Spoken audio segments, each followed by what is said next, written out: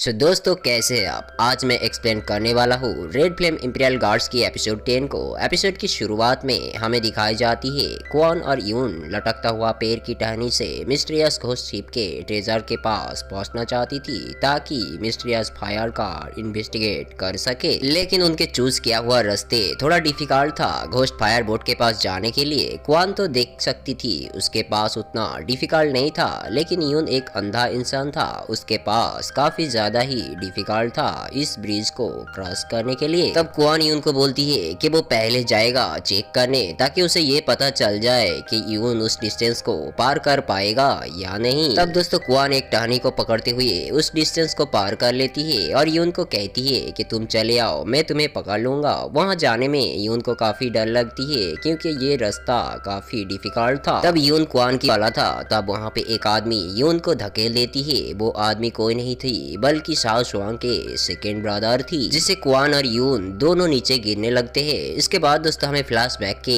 एक सीन दिखाई जाती है जहाँ पे यून उसकी बहन का हाथ पकड़ते हुए भाग रहे थे। कुछ किलर्स उनका पीछा कर रही होती है। किलर्स यहाँ आए ही थी उसकी बहन को लेने।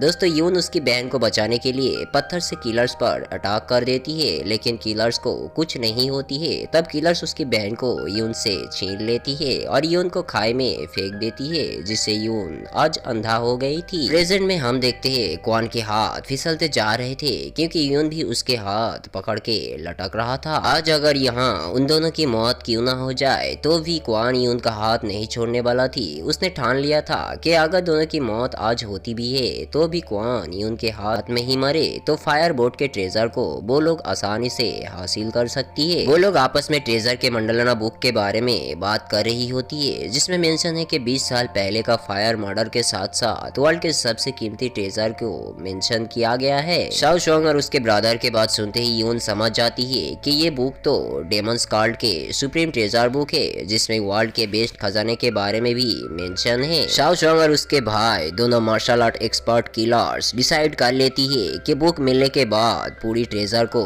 वो लोग आपस में बांट लेंगे। तब दोस्तों डायू शाओ शुआंग के ब्रदर को शॉर्ट से अटैक कर देती है, जिसमें वो नीचे खाई में गिर जाती है। डाई और डायू को पहले से ही पता था कि कोई तो उन लोगों का पीछा से आसानी से मिल जाए। दूसरी तरफ यून का हाथ भी फिसल जाती है और दूसरे टहनी को पकड़ लेती है। ये देख के दोनों किलर्स लड़कियां उन दोनों को बचाने के चक्कर में शाओ शुआंग भी वहाँ से भाग निकल जाती है। दोनों किलर्स लड़कियां क्वान और यून को ऊपर के तरफ खींचने लगती है ताकि उन दोनों की जान बच जाए, लेकिन उनका कोशिश बेकार जाती है और चारों उस गहरी जिनके साथ था कि अगली टारगेट है क्वान और यून, जिन दोनों घोस्ट फायर बोट ट्रेजर को चुराने गए हैं और उसी रास्ते में दोनों को मारने की प्लानिंग करती है। और ये सोच के वो लोग काफी ज्यादा खुश भी होती है। दोस्तों सीन चेंज होते ही हमें क्वान यून और दोनों किलर्स लड़कियों को दिखाई जाती है। वो लोग टहनी से लटक रहे थे। वो लोग आपस में डिस्कस कर रहे थे कि नीचे खाई के पास जो रिवर है उसे कैसे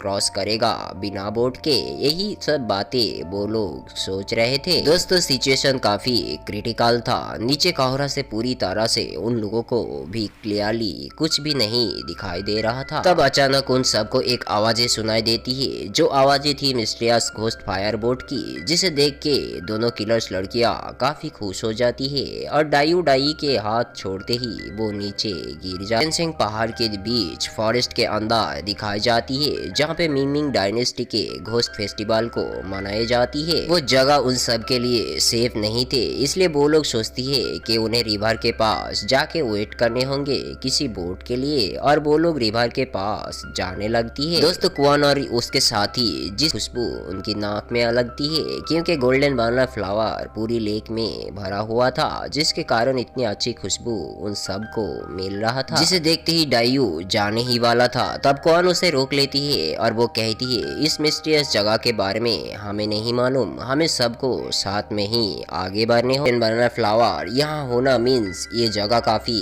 खतरनाक है, हमें संभाल के चलना पड़ेगा क्योंकि घोस्ट फायर सीप यही समुंदर में है। तब सडनली यून को दोस्तों एक आवाजें सुनाई देती है और वो सबको कहती है कि ये आवाजें एक जाना पहचाना सा आवाज है जो हमारे तरफ ही आ रहे। स्पेशल जगह थी, यहाँ बटरफ्लाई का आना जाना हमेशा रहती थी। तब दोस्तों यून समझ जाती है कि यहाँ दोनों टाइप्स के बटरफ्लाई रहती है। जो रेयर पॉइजनस बटरफ्लाई होती है वो होती है फीमेल, और फीमेल बटरफ्लाई जब शिप में रहती है तब मेल बटरफ्लाई यही वैली में अपनी पोलन पॉइजन को छोड़ती है और घोस्ट शिप से शिप के पास जाने लगती है ट्रेजर के बुक को हासिल करने। तब वहाँ पे दोनों किलर्स लड़कियों के पास शाओ शुआंग आ जाती है और कहती है वो बुक मेरा है और मेरे होते हुए तुम्हें उस बुक को मैं ले जाने नहीं दूंगा, और वो दोनों किलर्स लड़कियों को पीटने लग जाती है। शाओ शुआंग के इस बिहेवियर को देख के क्वान को काफी गुस्सा आ जाती है और वो शाओ शुआंग से फाइट करने